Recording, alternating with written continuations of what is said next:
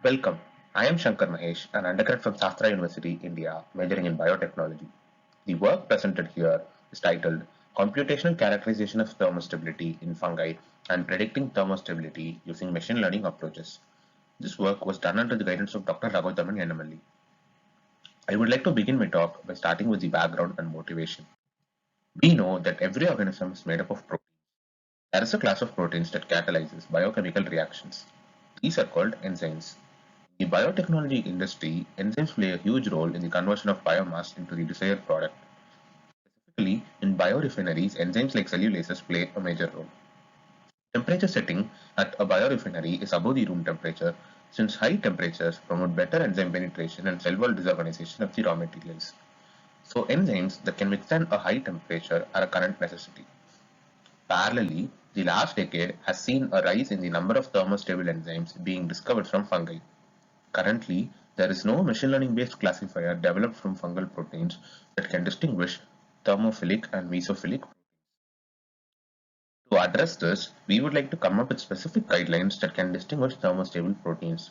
Then, use these guidelines to build a machine learning based model that can classify proteins into thermostable and mesostable. In the next slide, I'll be giving a brief overview of the methods. Firstly, we started our process by listing out fungi based on a literature survey of thermostable fungi. Then, fungi that either had their genome or proteome data listed were taken into consideration for the next step. The fungi were also checked for the presence of K-zymes, which are expanded as carbohydrate active enzymes. K-zymes cleave sugars and are used in biorefineries. This was done since biorefineries need thermostable enzymes, and the model that we proposed could be used in that industry. For each of the fungi, an evolutionarily related mesophile was also chosen. With the protein data available, randomly choosing proteins for comparison from a list of over 7,000 proteins would not be the right approach. Also, to compare them, we need to get an idea about the proteins that are expressed constitutively. Hence, we split the proteins into clusters of orthologous groups known as COGs. This was done using a tool called Eggnog Mapper. The Eggnog Mapper tool split the proteome into 23 categories based on the function. Then, using the composition profiler tool, the relative enrichment or depletion in the amino acid sequence leading to enrichment or depletion of specific properties in the thermophiles was studied. Here, the mesophile proteins acted as the background sample, whereas the thermophile proteins acted as the query sample. Next, using ProTar and pFeature, which are tools to generate measurable properties from proteins, feature sets were generated. These tools generate feature sets after encoding the sequence or by comparing with previously computed amino acid indices. Although sequence-based feature sets were generated, not all of them would be relevant to the task. Hence, using an ensemble feature selection tool named EFS, we were able to choose feature sets that help in distinguishing the proteins better. This tool takes into consideration the results from 4 different methods, namely correlation, median, random forest, and logistic regression. This will prevent the bias that a method has over a particular feature set. From the result of EFS, the feature sets of importance were obtained. Each feature set has several features. Hence, each feature set was tried on different classification algorithms, and the best performing algorithm was identified using the receiver operator characteristic curves area under the curve metric.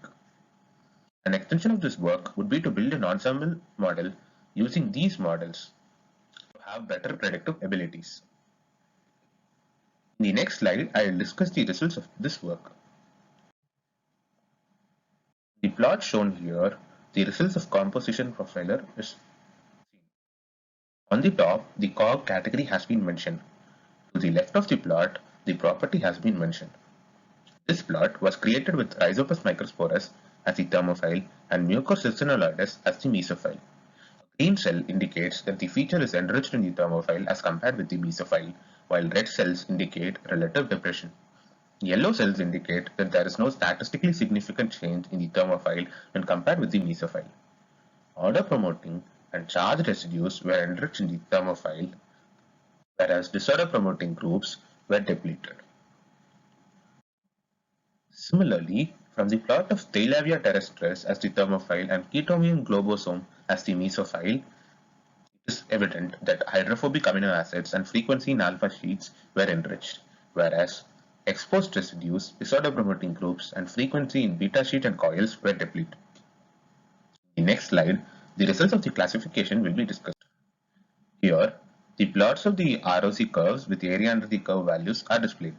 The feature sets for which the area under the curve was calculated are shown to the extreme left in case of column 1 and extreme right in case of column 3. Columns 1 and 3 display the results of training and testing using a classifier with default parameters, while column 2 and 4 are the results of training and testing using a classifier that was optimized using hyperparameter tuning. As we see here, the hyperparameter tuned classifiers have better predictive abilities than the default classifier, and a maximum of 0.65 was observed for the area under the curve value for a few features. Conclusion. The task at hand is to distinguish thermostable and mesostable proteins from their amino acid sequence, and this was achieved using features generated from the sequence. Also, one algorithm could not effectively classify proteins for all feature sets. For example, the random forest classifier performed well with the feature set Morio-Bruto autocorrelation, whereas the stochastic gradient descent classifier performed better with all other feature sets. An ensemble of these models could be used to have better predictive abilities. Uh, we would like to thank ISMB for the fellowship and Sastra University for the infrastructural support. Thank you.